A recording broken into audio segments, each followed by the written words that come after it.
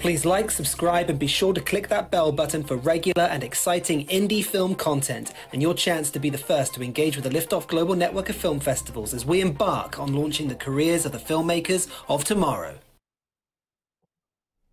Hello everyone and welcome to today's stream. Today we were joined by two amazing filmmakers who picked up the Best Film Award, Best Documentary Award from the Manchester Liftoff Film Festival and also our Sessions competition.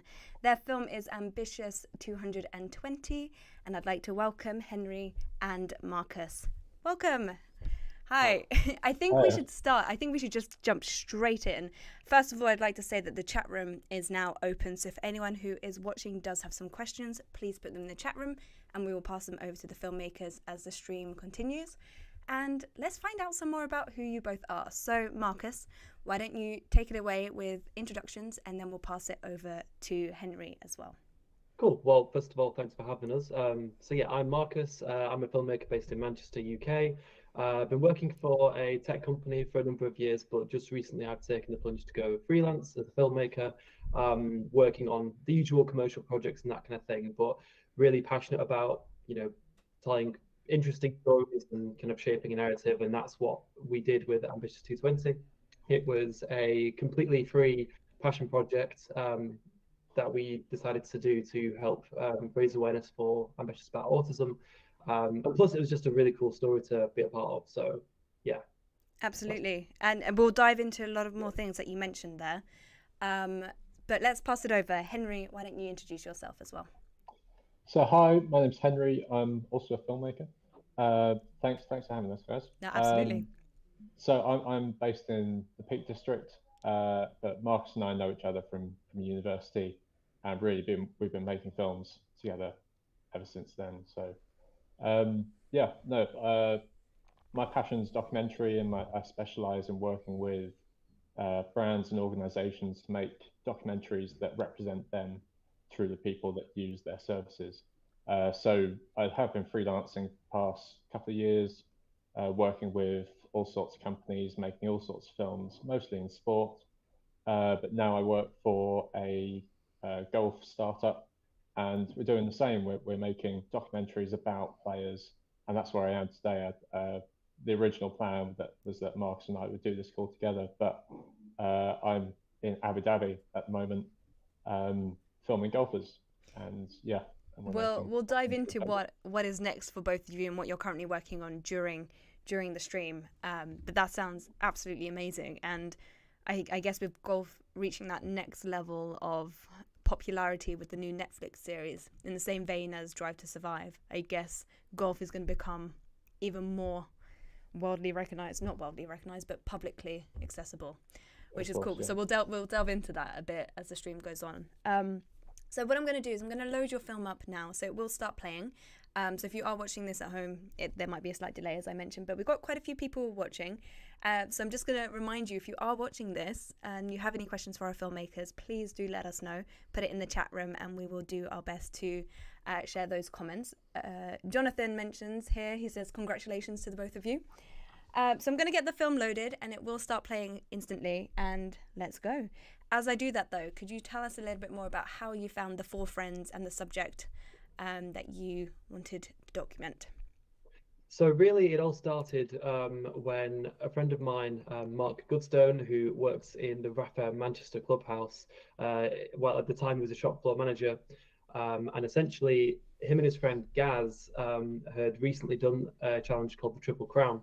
And this is a 3-day event where you do 3 rides, and I think they went from, they started, one ride was in Clitheroe, another one was a loop to Blackpool and back to Manchester. I forget what the third one was, but they filmed a little bit of it on GoPros, and they came to me saying, Marcus, would you mind keeping this bit of an edit, so that we can, have something to remember the trip by, And I was like, yeah, sure. So having done that, they were trying to think, what's the next challenge going to be? And what Rapha do every year is they have a London to Manchester or Manchester to London race called the Ambitious 220. And it's 220 miles that you're supposed to complete over a weekend.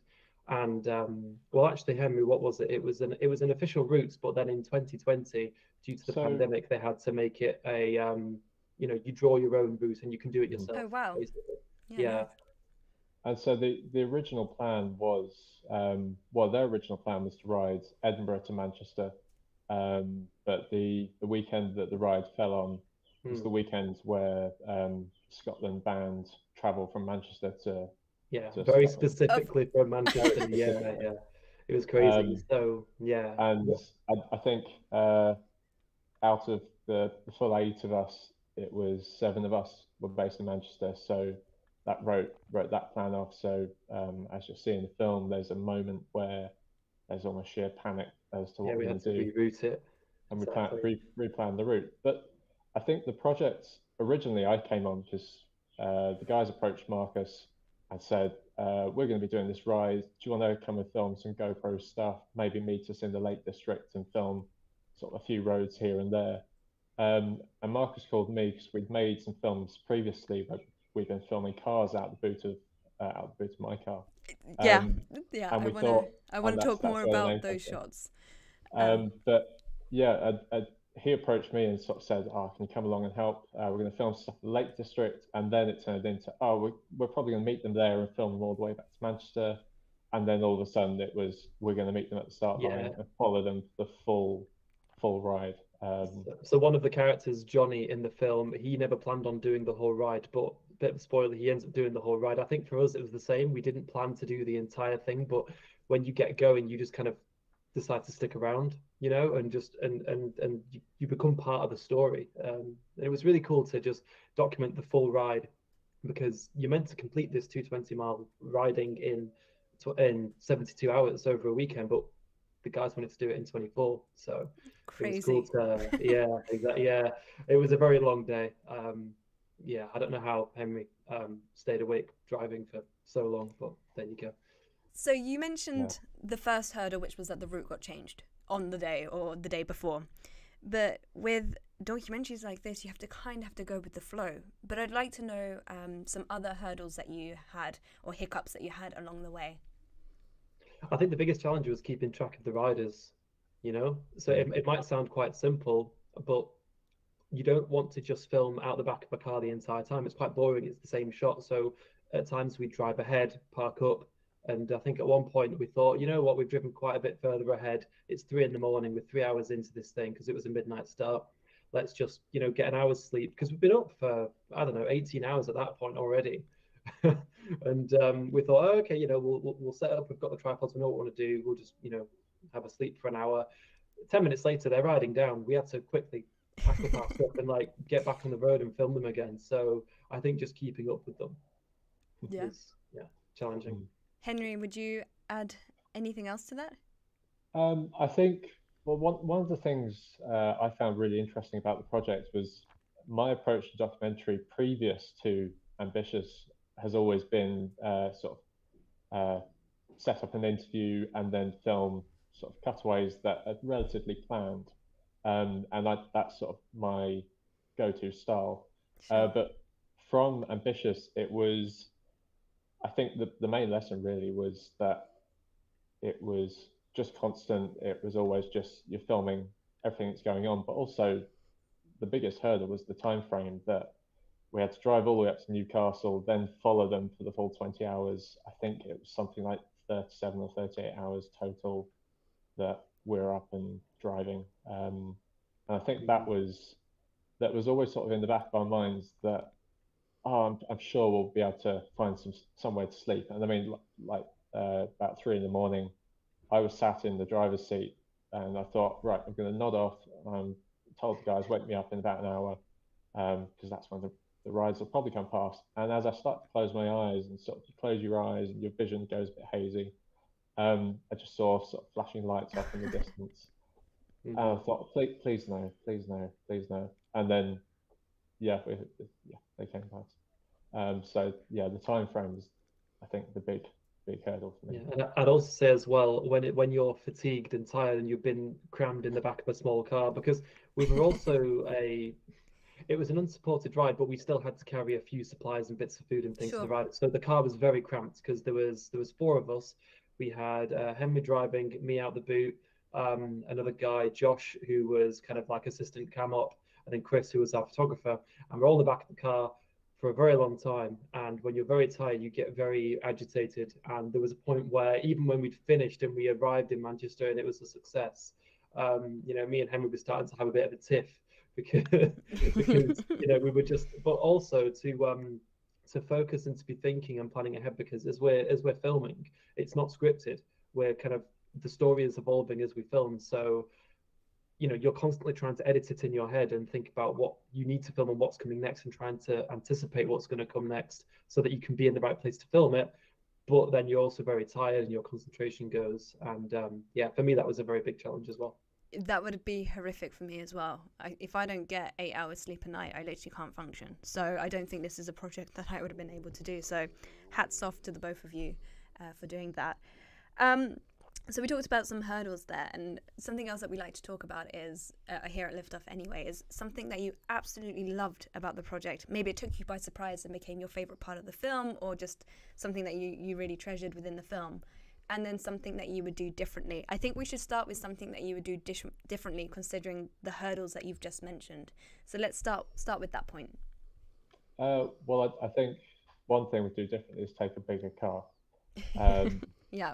The original plan was, because the weekend fell on a really difficult time where my car was on its last legs and I had to hire a car for the trip. And the plan was we'd have a big 7-seater.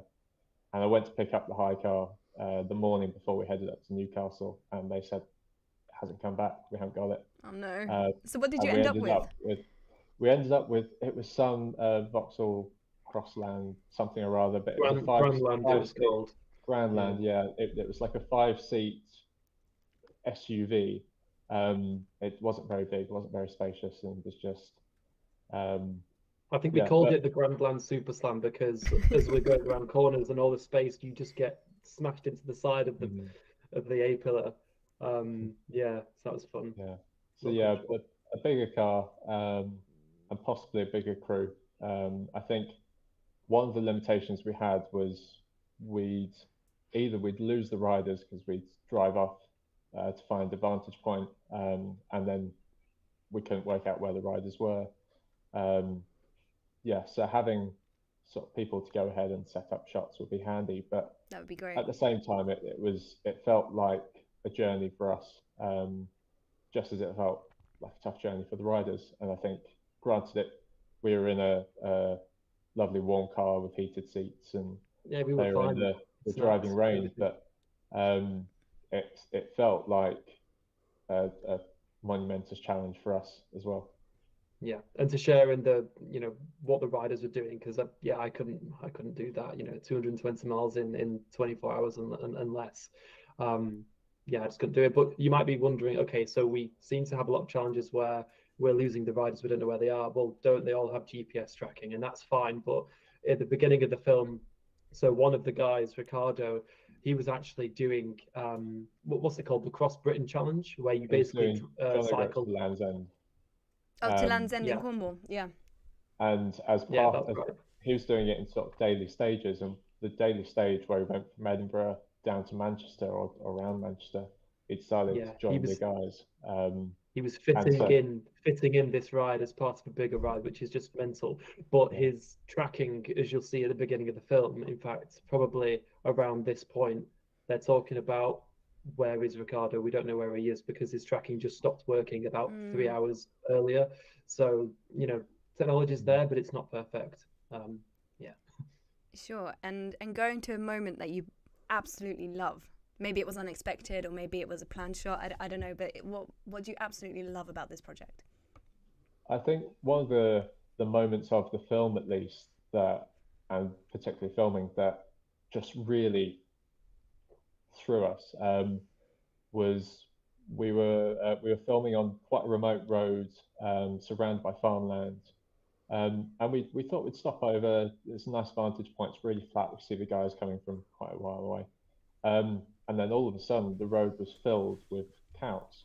Oh no! And it was a herd of cows that was being moved from one field to another, and these cows came in onto the roads, and the riders sort of caught up and ended up sort of stuck behind this herd, and it was just a moment that really threw us. But I think after, it was probably about 10 o'clock in the morning, and it was a nice moment to just sort of get us all smiling, laughing. You say 10 and o'clock in the morning, this is 10 hours Yeah. in. Yeah. We're 10 hours in at this point, you know. We've had a full day's work and it's not even lunchtime, you know. So I think at that point as well, because I was in the back of the boot filming out and I was harnessed in. So I just see on the horizon these cows approaching, and I'm just thinking, right, well, I know they're only cows, but they're quite big, and I'm not really a farm guy. So, you know, and I'm just like, yeah, I'm strapped into the back of, I'm basically like, well, I don't know, I know they're vegetarians, they're not going to eat me or anything, but it's just, I was trapped and I could see all these cows. I'm like, Yeah. you know, that was a pretty, yeah, that was a fun moment to look back on as well. Amazing. Can we talk a little bit about being strapped in the back of the car shooting out and that experience? How was that for you? I guess you've done that a few times before. And if not, yeah, just tell us a little bit more about that. Sure. So first of all, it is legal to do. There was a few times in the film that police cars went past, but they were finding, they were trying to track someone else down. They weren't interested in what we were doing. But yeah, as long as you know, we had I don't know how to explain it. It was this really big kind of like belt that looked quite silly when I was like stood up, but obviously when I'm sat down. I think we're at a point in the film now where we're strapping Marcus into the car. Oh, perfect. Yeah, timing. that's right. It's actually perfect timing. You can see the fear in my eyes. I'm just like, you know, and I'm saying that I'm already really tired. So for me, I get motion sick quite easily. If I'm driving, it's fine. But if I'm a passenger and I'm looking at a screen or doing something else, it doesn't go too well, especially if I'm going backwards. So obviously, you'd think it's hell that I'm doing this. But somehow, I don't know, it wasn't. I was so focused on the framing and the shot and the focus that I was filming. I was actually fine. We didn't do it for more than, I don't know, an hour and a half at a time before we'd stop, pull over, change lenses, that kind of thing. Because, you know, we need to get some different variations of shots anyway. But yeah, just to be in the back of the car, it was, and I know the boot lid was open, obviously, you know, so it must have looked just like absolute madness to any ongoer driving past. Whenever we film like this, we always get sort of people peering past or cars coming past flashing because we've got the boot open. Yeah, but with cyclists, we weren't going particularly quickly, so it's I was going to ask, was there a top speed? Well, they had a good tailwind at the beginning. That's part of the reason why they caught up with us so fast whilst we're trying to have a quick kip. But yeah, I think, I don't know. I mean, they were probably doing at times 25. I can see him in the comment section now, just, you know, raging at how, you know, unjustified that speed is. You know, I'm sure they were going much faster at times, but it's not always about the speed. It's about the endurance and the pace because of the distance that they were doing. Yeah. You know, you've got to think about your hills and the climbing, and obviously, what's great about cycling, as Gaz very rightly says in the film, is, you know, you get out what you put in. You know, literally, if you go up a hill, you're going to come down again. So, yeah, I think I just don't think I could do what they did. You know, obviously, we're on this call, we're acting as if we're the heroes of this story, but absolutely not. Something that our viewers at the moment can't hear is the music that you put onto the documentary. Was this composed specifically, or did you find music that fitted the piece? How did that work? Because it is so good throughout. So the music for this, it wasn't so it wasn't specifically composed. It was bits of royalty-free music here and there from various providers. There is a piece in there that's an original track by an old school friend of mine. Just as they reach the crest of I can't remember the road, but the big hill, Kirkstone Pass, they reach the crest and start gliding down into Kendal. There's a lovely bit of ambient, chilled out music that was written by a friend of mine. The sun comes out, it's all slow motion because they've, as I've said, you know, they got out what they put in. They were coming down the hill now, so they didn't have to put in so much effort. And I think the piece of music that Henry, you know, had made for us was perfect for that. What I will say though on the music, I mean, yes, royalty free. You know, there's Artlist, there's Epidemic Sound, there's lots of vendors, but what's important to really make our use of that music our own is to really find a platform that has the stems so that you can take the drums, you can take the bass, the melody, the instrumental, the vocals, and you can morph and change them. I think at the beginning of the film, as the tension's building up before we start the ride at midnight, they're on the train, they're on the metro, they're getting to South Shields in Newcastle, and you're just hearing the bass line. The actual track was probably about 2 minutes, but we were able to drag it out about 5 or 6 minutes long because it matched the pace of what we were showing visually.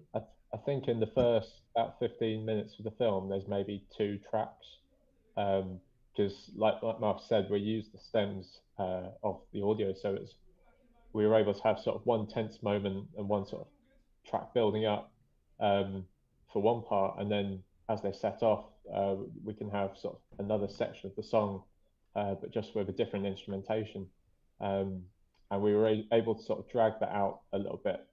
We both sort of come from a music tech background as well as video, so Amazing, yeah. we've heavily used our expertise with sound and with cutting songs together and tracks together to extend music, and yeah, I think that's how we pulled it together.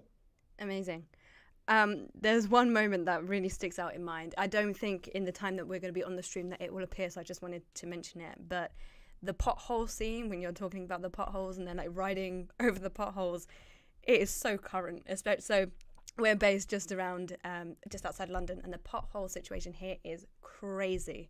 And there are so many cyclists here that is just a moment that's going to resonate with the viewers and audience, drivers, everyone who's on the roads. And I just thought you managed to capture it so funny. So well done.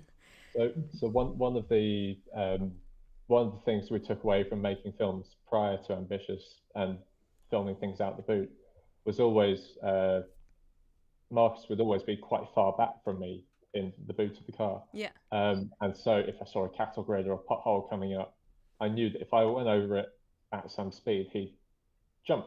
And so it almost became a running gag for us that if we see a cattle grid, we shout cattle grid. And that there was a point in this where the guys were riding so closely to the back of the car to get the shot, and we were going quite slow at the time. And I was driving, I was shouting pothole, pothole, pothole. Chris and Josh in the back seats were shouting pothole.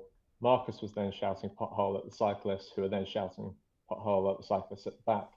And it got to a point where they got a little bit too close, and just I think Mark fell into one of the potholes as we went through. Yeah, because they're so close, because it looks good for the camera that they're riding so close to us, but then they cannot see what's ahead of them. Sure. So, Sure. Yeah. Wow. I guess this question is for both of you, but I feel like it's tailored a little bit more for you, Henry. And that is, what advice would you give aspiring filmmakers, especially those that want to move into documentary? Just maybe 1 or 2 top tips. I think if you want to get into documentary, really just go and make films about people. One of the things I love about documentary in particular is I get to tell real stories about real people.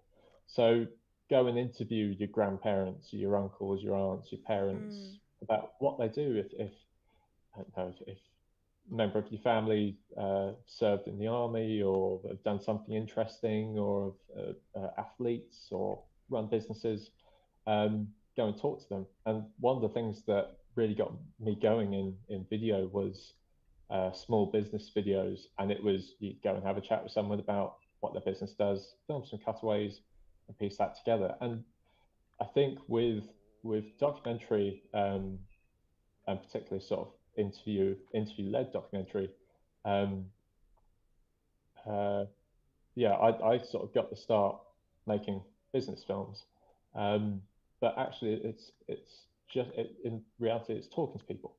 So go and talk to people and make films about them.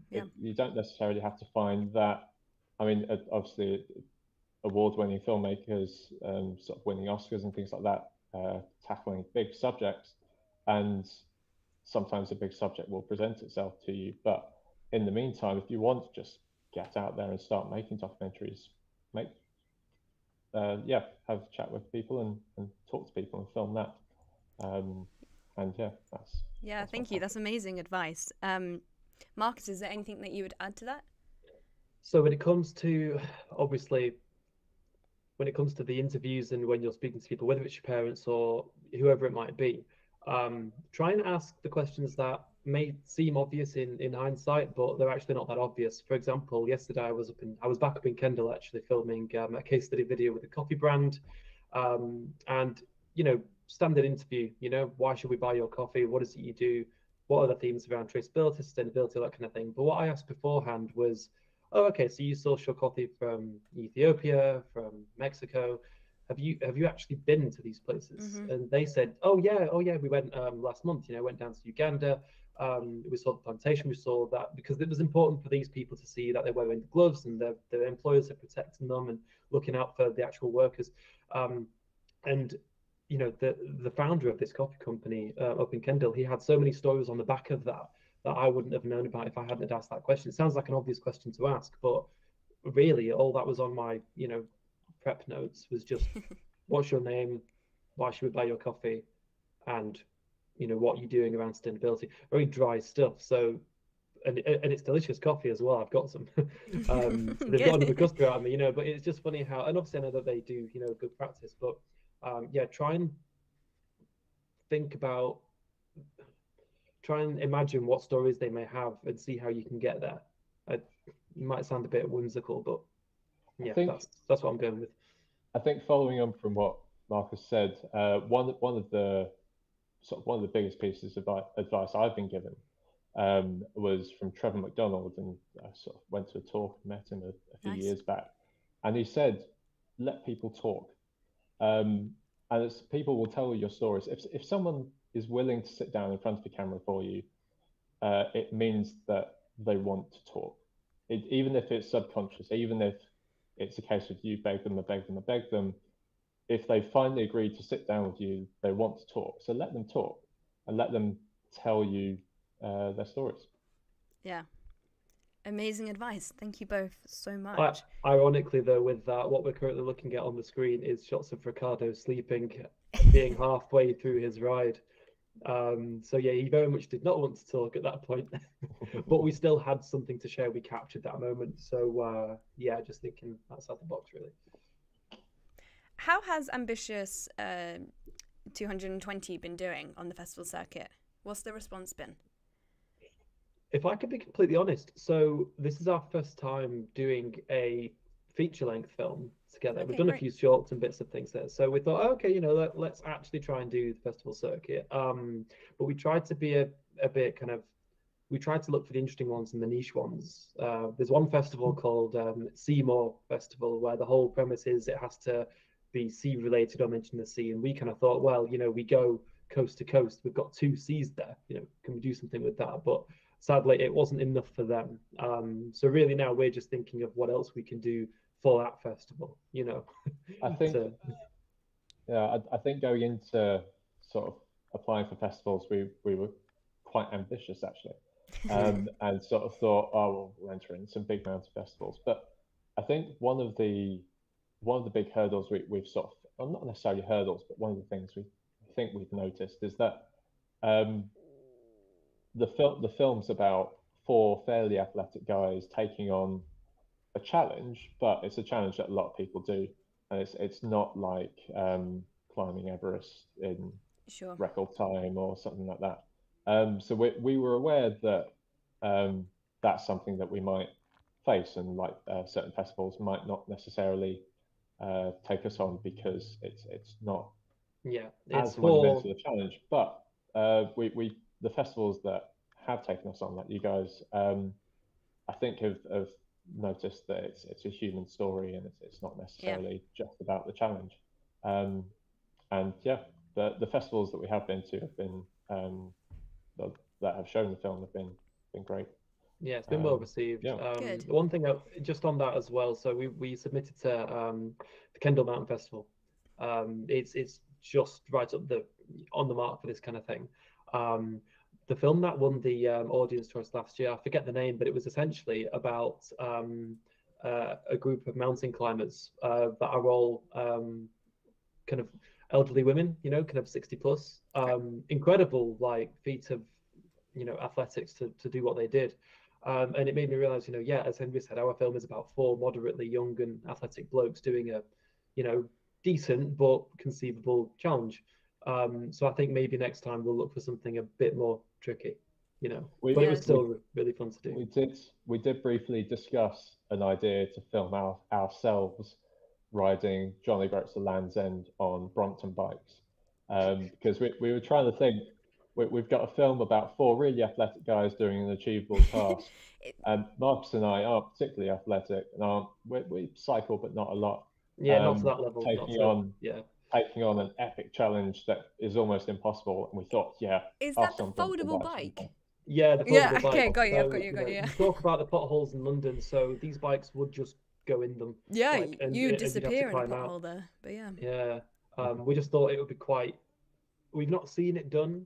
Something similar might have been done, but we had an idea for a really nice way that we could introduce that, and we take inspiration from the film Legend, when they're in the pub and it's the fight scene, and he pulls out that club and he says, what's that? It's a tool. No, it's not. And then we thought we'd film it in such a way that, what's that? It's a bike. No, it's not a bike. It's a Brompton. So. Sure. But whether we'll do it or not, I don't know. We were trying to think of a way that we could use some clever, I don't know, visual comedy there, because it's not what you would expect to take to Land's End to Johnny Breaks, at all. Absolutely not. No. Let's move to you as filmmakers, and why you wanted to get into the industry. So I know you've touched upon that you went to university together. I don't know if you knew each other before then, but why did you both want to get into the entertainment industry and become filmmakers? Well, funnily enough, Henry didn't actually. You were an audio guy initially, weren't you? I was. So I went to uni to be a sound engineer, and I went to uni and did this sort of sound and video course. So I thought, well, if I want to go into sort of TV sound generally, TV and video sound, you have cameraman that handles everything. Sure. And so I thought, I'll do the sound and video course. Got there and discovered that actually I wasn't very good at sound, and there were people who were much better than me. And it sort of put me off a little bit, but we had a really passionate video lecturer who just talked so incredibly about video. And from day one got me interested. And ever since I've been working in video. Amazing. Marcus? So for me, it's just been a passion for a very long time. So me and Henry met at uni. Didn't start working together until probably our second year. So went to the University of Salford, and it's a course that sadly doesn't exist anymore. It's the Professional Sound and Video Technology course, and it was really good because it's not so much artsy. It's more the technical aspect of production. How does broadcasting work? What's on OB, that kind of thing. But for me, video's always been an interest, since the early days of, it was Google Video, and then it became YouTube, Sure. So that was a very long time ago now. And there's lots of different ways that you can do video. Do you want to do it for social? Do you want to do it for film or for TV? Or do you want to work with actual film? How do you want to do it? And I'm still on that journey, and I still find it really just fun to work with the kit. I find it interesting. I enjoy it. And I want to get better at it. So, that's me. Amazing. And a note I didn't mention whilst we were talking about the film is that the sound, I'm not talking about the music, I'm talking about the sound design within the documentary is great as well, because there could have been so many issues with wind, other vehicles and whatever else. So you've done an excellent job, especially in the way that this has been shot. So that now makes sense. So yeah. Thank you. Thank you very much. I think the sound blew us away, really, because there were moments where we were like, how on earth did we capture that? Yeah, considering what was going on. You've also got a lot of spray and mud from the road, and that'll interfere with the microphone, surely, but it came out great. Yeah. We didn't have a dedicated sound person on this one, and I think that's something we'd like next time, just someone who can really focus on that. Because there's a lot going on, and when you're in the moment doing this kind of work that's not scripted, you can't just go back and refilm something. So, yeah. And as we know as filmmakers, the sound is almost the most important part of the project. Absolutely, more so than the video in some ways. You can get away with it being, maybe a little bit blown out or out of focus or whatever, or maybe not in 4K or whatever the resolution is. But if the sound isn't good, it just pierces. It's horrible. People won't forgive it. Exactly. Final question. What are your favorite films? Well, I mentioned I mentioned Legend earlier, but that isn't a favorite. I'd say it's a very good piece of acting. I mean, I know that me and Henry are big fans of Wes Anderson. Okay. And, have you done the trend yet? Have you made your own little Wes Anderson? Well, we haven't. I've reel? seen some really good stuff, but They're cool, I haven't joined that, unfortunately. No. I think in terms of documentary, one of my favourite ones is called The Farthest, and it's about Marcus loves it as well. Yeah, it's fantastic. One more time, what was it called? The Farthest. So it's all about the Voyager space program and the development of the program, and ultimately the launch and progression of it. But it was filmed in such a it's not particularly showy. It's not particularly groundbreaking as films go, but it was all interview led with people who lived the moment and told their stories and talked through their stories, and that was mixed in with archive footage, general plan shots around sort of the locations, as well as sort of a mix of animation and a mix of sort of object-based cutaways. It was like close-up details on the golden record and things like that. And it was just that was one of the films that really got me into documentary, because it was just a beautifully put together film, fantastic soundtrack, and a really lovely story. And it's told by the people who lived it. And that's so that's The Farthest by Emma Reynolds. Okay, I'm gonna check that out. Thank you. It was on BBC Storyville years ago, and it's just stuck with me. It's fantastic. Amazing. Well, I just want to say thank you to both of you. I'm going to jump the screens now, so the film will stop playing, and we're going to go back to seeing us filler on the screen there. But thank you so much for joining. Good luck with everything that you're working on. Good luck with the golf project, Henry, that you're working on. And Marcus, is there any projects coming up for you? You mentioned the ones that you were working on, the coffee, but is there anything else? Yeah, of course. Well, coffee is something I'm always working on. I love the stuff, whether I'm brewing it or filming or whatever. But sure. I think one that I'm excited about, which I don't know if we should mention it just yet because we're still ironing out a few things. Okay. It's going to be another charity film. So Ambitious 220. The whole point of that ride is to raise money for the charity Ambitious About Autism. Yeah. Because while the ride itself is a challenge, it's no challenge compared to what those with autism and those who care for those with autism face. So that's really wholesome, really lovely. And it'd be great to do something similar for another charity called Cyclists Fighting Cancer. They have a ride that they're doing this summer, and me and Henry are going to spend some time with the people involved to really, help them tell their story and kind of delve deeper and find out how people can get involved and what people can do to change lives. So yeah, and again, that's a passion project. There's no money in that, but that's not the point. The point is to help people share their stories and make change. So yeah, that's the next one. Well, good luck both of you with everything that you're doing. Please stay in touch with us, and I look forward to following your journey as you continue making amazing films. We're going to wrap up the stream now, so I just want to say thank you again. And before we leave, I'm just going to give a little promo of what you can expect from the Liftoff Global Network and everything else that is happening here at Liftoff. So I'm just going to play that now. Launch your career with Liftoff Professional Membership. For a yearly fee, you get the support to develop your ideas and get them exposed to a truly global audience. Membership includes free submissions to all Liftoff festivals and showcases, distribution of a packaged project where we will take your films and concepts to all of the major film markets, full production support, Liftoff will become your producer, partner with the global network, and let's work together to get your future projects funded, completed and released. There's so much more to professional membership, and you can find out everything you need to know by going to liftoff.network/membership. Liftoff is the launchpad for filmmakers and their careers. I guess now they know that. Okay, and that was our little promo about everything that's happening here at Liftoff and the membership. So if you're not a member and you'd like to be, then that's how you can join. And I just want to say to you both, Marcus and Henry, thank you again so much for joining. And like I said, we're really looking forward to following your journey. And until next time, goodbye. Thanks for having us. Bye-bye. Bye-bye.